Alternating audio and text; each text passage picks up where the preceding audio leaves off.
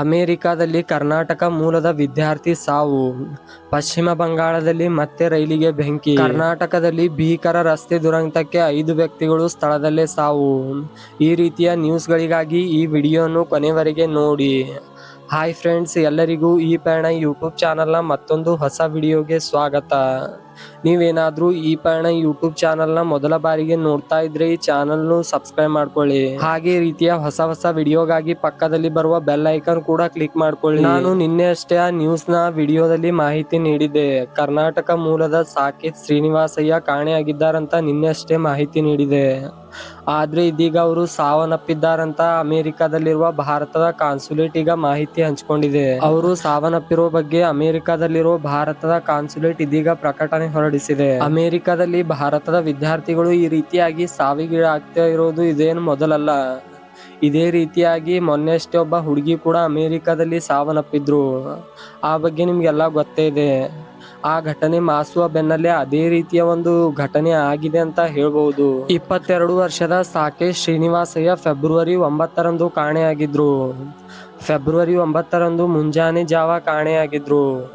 ಅವರು ಅಮೆರಿಕದ ಕ್ಯಾಲಿಫೋರ್ನಿಯಾ ವಿಶ್ವವಿದ್ಯಾಲಯದಲ್ಲಿ MSc ಸ್ಟಡಿ ಮಾಡ್ತಾ ಇದ್ರು. ಈ ರೀತಿಯ ಘಟನೆಗಳು ಆಗದಂತೆ ಅಮೆರಿಕ ಸರ್ಕಾರ ಮತ್ತು ಭಾರತ ಸರ್ಕಾರ ಒಂದು ದೊಡ್ಡ ಕ್ರಮ ತೆಗೆದುಕೊಳ್ಬೇಕು. ಮಂಡ್ಯದಲ್ಲಿ ರಾಸಾಯನಿಕ ಸ್ಫೋಟಕಗೊಂಡು ಇಬ್ಬರು ಸ್ಥಳದಲ್ಲೇ ಸಾವನ್ನಪ್ಪಿದ್ರು ಎಂದು ಅವರು ಬಿಹಾರದ ಮೂಲದವರು ಅಂತ ಹೇಳಲಾಗ್ತಾ ಇದೆ.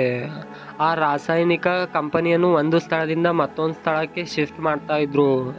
ಆ ಸಮಯಕ್ಕೆ ಆ ರಾಸಾಯನಿಕ ಸ್ಫೋಟಕಗೊಂಡು ಜ್ವಾಲೆ ರೀತಿಯಾಗಿ ಬೆಂಕಿ ಹತ್ಕೊಳ್ತು ಅಂತ ಹೇಳಲಾಗ್ತಾ ಇದೆ. ಈ ಕಂಪನಿಯಲ್ಲಿ ಇದೀಗ ಏನ್ ಸ್ಫೋಟವಾಗಿದೆ ಅಲ್ವಾ, 2022ರಲ್ಲೂ ಕೂಡ ಈ ಕಂಪನಿ ಹೊರಗಿಂದ ವಿಷಕಾರಿ ಅನಿಲಗಳು ಸೋರಿಕೆ ಆಗ್ತಾ ಇದ್ವು ಅಂತ. ಆ ರಾಸಾಯನಿಕ ವಿಷ ಅನಿಲಗಳು ಏನ್ ಸೋರಿಕೆ ಆಗ್ತಾ ಇದ್ವಲ್ಲ ಆ ಕಂಪನಿಯಿಂದ, ಆ ವಿಷ ಅನಿಲದಿಂದ ಕೆಲವು ಪ್ರಾಣಿಗಳು ಸಾವನ್ನಪ್ಪಿದ್ವು. ಹಾಗೆ ಜನರ ಮೇಲೆಯೂ ಕೂಡ ರಾಸಾಯನಿಕ ವಿಷ ಅನಿಲದ ಪ್ರಭಾವಗಳು ಬೀಳ್ತಾ ಇದ್ವು ಅಂತ. ಅದನ್ನು ಗಮನಿಸಿದ ಅಲ್ಲಿನ ಸಚಿವರು ಹಾಗೆ ಮತ್ತು ಜಿಲ್ಲಾಡಳಿತ ಕಂಪನಿಯನ್ನು ಕ್ಲೋಸ್ ಮಾಡಿದ್ರು ಅಂತ. ಆವಾಗ ಇದೀಗ ಕಂಪನಿಯ ಸ್ಥಳದಿಂದ ಬೇರೆ ಸ್ಥಳಕ್ಕೆ ಸ್ಥಳಾಂತರ ಮಾಡ್ತಾ ಇತ್ತು ಅಂತ. ಆ ಸಮಯಕ್ಕೆ ಬೆಂಕಿ ಹತ್ತಿದೆ ಅಂತ ಹೇಳಲಾಗ್ತಾ ಇದೆ. ಕರ್ನಾಟಕ ಸರ್ಕಾರ ಗುತ್ತಿಗೆದಾರರಿಗೆ 37,000 ಕೋಟಿ ನೀಡ್ಬೇಕಂತ. ಅದನ್ನು ನೀವು ನೀಡ್ತಿರೋ ಇಲ್ವೋ ಅಥವಾ ನಾವು ಪ್ರತಿಭಟನೆ ಮಾಡಬೇಕು ಅಂತ ಈಗ ಗುತ್ತಿಗೆದಾರರ ಸಂಘದ ಅಧ್ಯಕ್ಷರು ಹೇಳ್ತಾ ಇದ್ದಾರೆ. ನೀವು ಬಾಕಿ ಇರುವ 37,000 ಕೋಟಿ ರೂಪಾಯಿಯನ್ನು ನೀಡದೇ ಇದ್ರೆ ನಾವು ದೊಡ್ಡ ಪ್ರಮಾಣದಲ್ಲಿ ಪ್ರತಿಭಟನೆ ಮಾಡುವುದಾಗಿ ಹೇಳಿದ್ರು ಗುತ್ತಿಗೆ ಸಂಘದ ಅಧ್ಯಕ್ಷರು. ಇನ್ನೊಂದ್ ಕಡೆ ಸಿದ್ದರಾಮಯ್ಯನವರು ಹೇಳ್ತಾ ಇದ್ರು, ಇಷ್ಟು ಮೊತ್ತದ ಬಾಕಿಯನ್ನು ನಾವಿಟ್ಟಿಲ್ಲ, ಇದನ್ನು ಬಿಜೆಪಿಯವರು ಮಾಡಿ ಹೋಗಿದ್ದು ಅಂತ ರಾಜ್ಯ ಸರ್ಕಾರ ಹೇಳ್ತಾ ಇದೆ. ಭಾರತ ಮತ್ತು ಪಾಕ್ನ ಕ್ರಿಕೆಟ್ ಪಂದ್ಯ ಅಂದ್ರೆ ಒಂದು ಹೈ ವೋಲ್ಟೇಜ್ ಮ್ಯಾಚ್ ಅಂತ ಹೇಳ್ಬಹುದು. ಆ ಮ್ಯಾಚ್ಗಾಗಿ ಎಲ್ಲರೂ ಒಂದ್ ಕಡೆ ಕುತೂಹಲದಿಂದ ಕಾಯ್ತಾ ಇದ್ರು. ಆದ್ರೆ ಇನ್ನೊಂದ್ ಕಡೆಯಿಂದ ಆ ಮ್ಯಾಚ್ ನಡೆಯುತ್ತೋ ಇಲ್ಲೋ ಅಂತ ಎಲ್ಲರೂ ಒಂದು ಕನ್ಫ್ಯೂಷನ್ ಅಲ್ಲಿದ್ದಾರೆ ಅಂತ ಹೇಳ್ಬಹುದು. ಯಾಕಂದ್ರೆ ಈ ಮ್ಯಾಚು ಕೊಲಂಬೋದಲ್ಲಿ ನಡಿಬೇಕು, ಶ್ರೀಲಂಕಾದ ಕೊಲಂಬೋದಲ್ಲಿ. ಅಲ್ಲಿನ ಹವಾಮಾನದ ರೀತಿ ನೋಡಿದ್ರೆ ಅಲ್ಲಿ ಯಾಕೋ ಮ್ಯಾಚ್ ನಡೆಯೋ ರೀತಿ ಕಾಣ್ತಾ ಇಲ್ಲ ಅಂತ ಹೇಳ್ಬಹುದು. ಯಾಕಂದ್ರೆ ಆ ಮ್ಯಾಚ್ ನಲ್ಲಿ ಮಳೆ ಬರಬಹುದು ಅಂತ ಹೇಳಲಾಗ್ತಾ ಇದೆ. ಹಾಗೆ ಆ ಮ್ಯಾಚ್ ನಲ್ಲಿ ಮಳೆ ಬಂದ್ರೆ ಆ ಮ್ಯಾಚ್ ಕೂಡ ರದ್ದಾಗೋ ಸಾಧ್ಯತೆ ಇದೆ.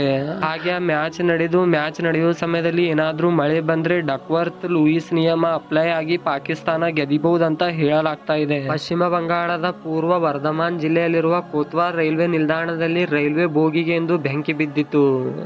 ಬೆಂಕಿ ಬಿದ್ದು ಅಲ್ಲಿ ಒಮ್ಮೆಲೆ ಉದ್ವಿಗ್ನ ಪರಿಸ್ಥಿತಿಯೂ ಕೂಡ ಸೃಷ್ಟಿಯಾಗಿತ್ತು. ಹಾಗೆ ಅಲ್ಲಿ ಯಾವುದೇ ಪ್ರಾಣಹಾನಿ ಅಂತೂ ಆಗಿಲ್ಲ. ಹೊಸಕೋಟೆ ದುರಂತ ಬೆನ್ನಲ್ಲೇ ಅದೇ ರೀತಿಯ ಇನ್ನೊಂದು ಘಟನೆ ಆಗಿದೆ ಅಂತ ಹೇಳ್ಬಹುದು. ಅದೇ ರೀತಿಯ ಘಟನೆ ನಿನ್ನೆ ರಾತ್ರಿ ತಡರಾತ್ರಿ 11:30 ಗಂಟೆಗೆ ಆಗಿದೆ ಅಂತ ಹೇಳಲಾಗ್ತಾ ಇದೆ. ಈ ಘಟನೆ ನೆಲಮಂಗಲದ ಹೆದ್ದಾರಿಯಲ್ಲಿ ನಡೆದಿದೆ ಅಂತ ಹೇಳಲಾಗ್ತಾ ಇದೆ. ಈ ಘಟನೆಯಲ್ಲಿ ಬಸ್ ಮತ್ತು ಕಾರಿಗೆ ಡಿಕ್ಕಿಯಾಗಿ ಸ್ಥಳದಲ್ಲೇ 5 ಜನ ಸಾವನ್ನಪ್ಪಿದ್ರು ಅಂತ ಹೇಳಲಾಗ್ತಾ ಇದೆ. ಪಾಕ್ನ ಫೀಲ್ಡ್ ಮಾರ್ಷಲ್ ಅಸೀಂ ಮುನೀರ್ ನಿಮ್ಗೆಲ್ಲ ಗೊತ್ತೇ ಇರಬಹುದು. ಅವರಿಗೆ ಒಂದು ಮುಜುಗರ ವಿಷಯ ಅಂತಾನೆ ಹೇಳ್ಬಹುದು.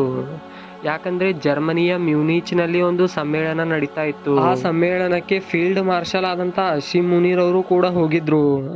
ಆ ಸಮಯದಲ್ಲಿ ಅಲ್ಲಿರುವಂತ ಅಧಿಕಾರಿಗಳು ಗುರುತಿನ ಚೀಟಿ ತೋರಿಸಿ ಎಲ್ಲಿದೆ ಗುರುತಿನ ಚೀಟಿ ಅಂತ ಕೇಳಿದ್ರು. ಈ ಒಂದು ವಿಡಿಯೋ ಸೋಷಿಯಲ್ ಮೀಡಿಯಾದಲ್ಲಿ ತುಂಬಾನೇ ವೈರಲ್ ಆಗ್ತಾ ಇದೆ. ಇದರಿಂದ ಫೀಲ್ಡ್ ಮಾರ್ಷಲ್ ಮುನೀರನಿಗೆ ಒಂದು ರೀತಿಯ ಮುಖಭಂಗ ಆಗಿದೆ ಅಂತ ಹೇಳ್ಬಹುದು. ಇವತ್ತಿನ ಫುಲ್ ನ್ಯೂಸ್ ನ ವಿಡಿಯೋ ನಿಮಗೆ ಹೇಗೆ ಅನಿಸ್ತು ಅಂತ ಕೆಳಗೆ ಕಾಮೆಂಟ್ ಮಾಡಿ. ಹಾಗೆ ವಿಡಿಯೋ ಇಷ್ಟವಾದರೆ ವಿಡಿಯೋನು ಲೈಕ್ ಮಾಡಿ. ಇದೇ ರೀತಿಯ ಹೊಸ ವಿಡಿಯೋಗಾಗಿ ನಮ್ಮ ಈ ಪಯಣ ಯೂಟ್ಯೂಬ್ ಚಾನಲ್ನು ಕೂಡ ಸಬ್ಸ್ಕ್ರೈಬ್ ಮಾಡ್ಕೊಳ್ಳಿ.